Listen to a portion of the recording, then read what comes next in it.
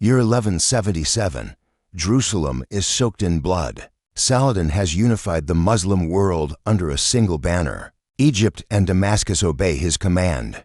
Now he advances north with a force that darkens the horizon. Mamluk cavalry, Kurdish horsemen, infantry hardened by desert warfare. Every report says the same thing. Jerusalem cannot face him in open battle. Saladin is 39 years old, intelligent, patient, methodical. He has burned coastal towns, tested every garrison, and now he turns toward Jerusalem. Opposing him is a weak and divided kingdom, ruled by a king barely more than a child. Panic spreads inside the city. Most of the kingdom's army is far to the north. Baldwin has perhaps 300 knights and a few thousand infantry. Against Saladin's tens of thousands, it feels like the end.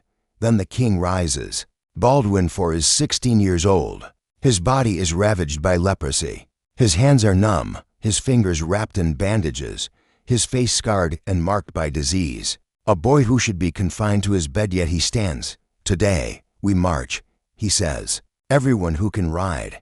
The nobles stare in disbelief. A dying king against Saladin. 300 knights against an empire. Baldwin does not wait for their approval. Bring my armor. Bring my horse. Then he asks for the true cross. Baldwin understands what fear makes others forget. When darkness falls, you do not calculate the odds, you strike. Word spreads through Jerusalem. The leper king goes to war. The Knights Templar immediately take their place. 80 knights in white cloaks, marked with red crosses. Officers shout orders. Sergeants distribute weapons. The people watch as Baldwin mounts his war horse, gripping the reins with hands that can barely feel. He rides not because he is king, but because defending Jerusalem is his duty. Baldwin reaches Ascalon on the day Saladin arrives. He advances, sees the overwhelming numbers, and withdraws. Saladin assumes the young king is finished and turns toward Jerusalem. His army spreads across the countryside, looting, plundering, resting. No one believes a Christian force could threaten them. But Baldwin is not finished. He proclaims the Ariri ban, calling every able Christian to arms. The Templars march from Gaza to join him. The people gather beneath his banner. When Baldwin turns north again, he now commands perhaps 500 knights and several thousand infantry. They are still outnumbered, still facing the impossible.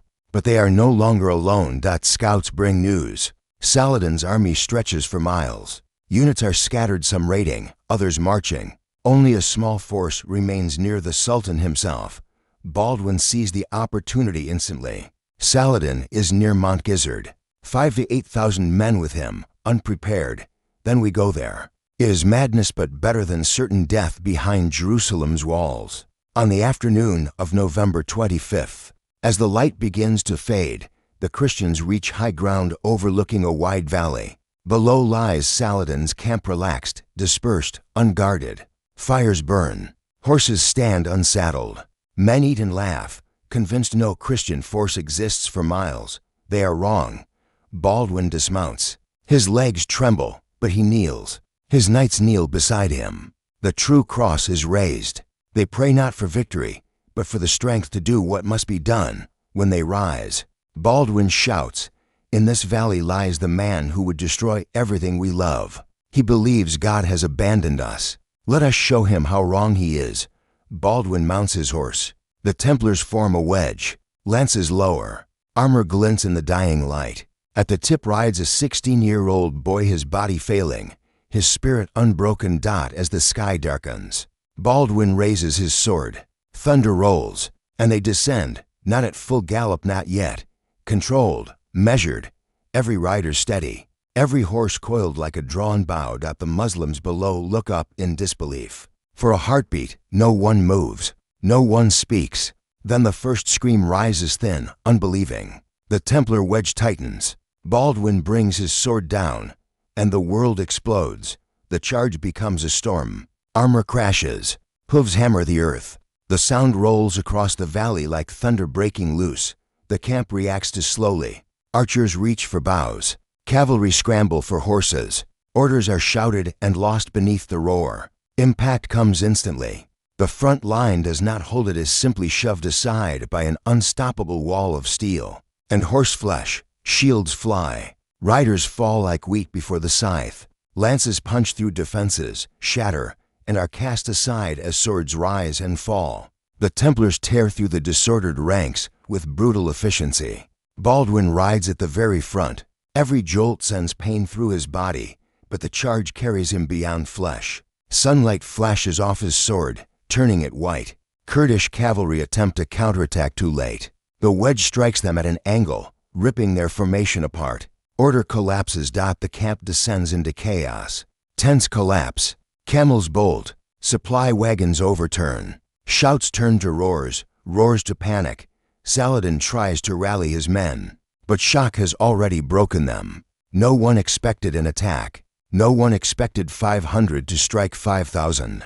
The Templars slam into his personal guard, the first real resistance. Shields lock.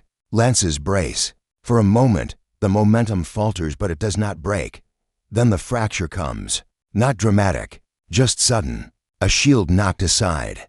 A horse stumbling. A single opening. The Templars surge through it like water through a cracked dam. The guard collapses. Saladin is thrown onto a camel and rushed away as the Christians carve through the heart of the camp. The army disintegrates. Units flee in all directions. 500 men have shattered an army 10 times their size with a single impossible charge. At dawn, smoke rises over Montgisard. What was once Saladin's confident host is now a scattering of fleeing riders. Baldwin collapses. The Templars catch him before he hits the ground. He lies still to still. Dust clings to his bandaged face. For a moment, the valley holds its breath. Then his eyes open. Did we win? He whispers, "Yes, my king." Odo answers, voice shaking. "You shattered them." News spreads faster than fire. Saladin has been defeated. The invincible Sultan humbled. The leper king victorious. When Baldwin enters Jerusalem, the people stand silent. They understand the cost of victory. Baldwin has done what he was born to do, lead when his people needed him most. Saladin retreats. 10 years later, he will take Jerusalem. But Montgisard never leaves him. Because without that battle, Jerusalem would have fallen in 1177. The course of history turned on a single afternoon and a dying child's refusal to yield.